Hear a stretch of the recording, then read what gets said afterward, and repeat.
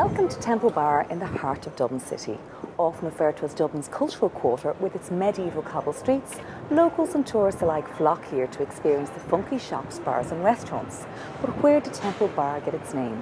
Well, behind me here is the Temple Bar pub, and this gentleman, Sir William Temple, in 1599 became the Lord Deputy of Ireland, and his house was built on this exact spot.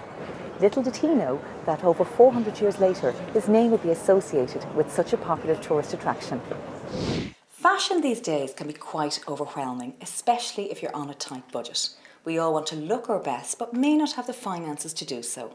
I'm here today talking to fashion expert Mary Claire O'Sullivan, who's going to give us some top tips without breaking the bank account.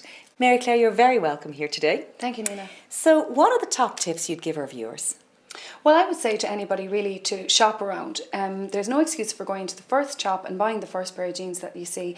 Have a good look around. There are plenty of bargains to be had. And don't forget, of course, about shopping online. Okay, so speaking about shops, what are the range of shops? So what shops would you recommend our viewers to go to? Well, the first shop would have to be really Pennies, Nina. It's got everything you could want, from your skinny jeans to your print dresses to your chunky knitwear. And if you wanted something more high-end looking, I would head straight to Zara. A little bit more expensive, but worth it. Okay, and moving on to what the stable items that all women should have in their wardrobe that will never go out of fashion. Obviously, there's a little black dress. Is there any other items that you'd recommend that we should have? Well, you could team with the little black dress, a really nice black blazer, always great over everything from a print dress to a pair of jeans, but also a pair of skinny black jeans, of course. Mary Claire, thank you very much for that. There's some brilliant tips for us all. Back to you in the studio. With Mother's Day coming up, we're asking people on the street today, what is the best advice that your mother's often given you? We're going to go and talk to a few people now. The best advice my mother ever gave me was to make sure that the person I met loved me more than I loved them. And?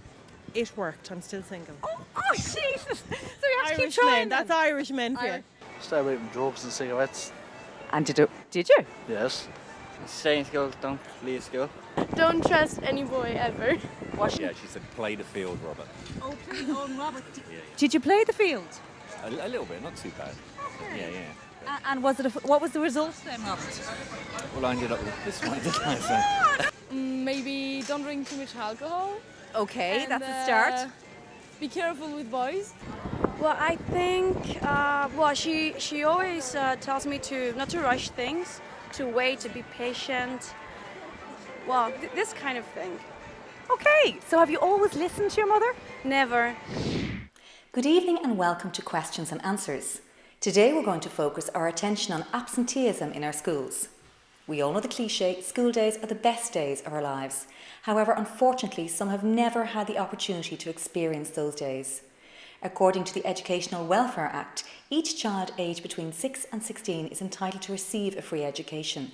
So why then are so many absent from our schools? This is the question that we'll be exploring with our panel on the programme today.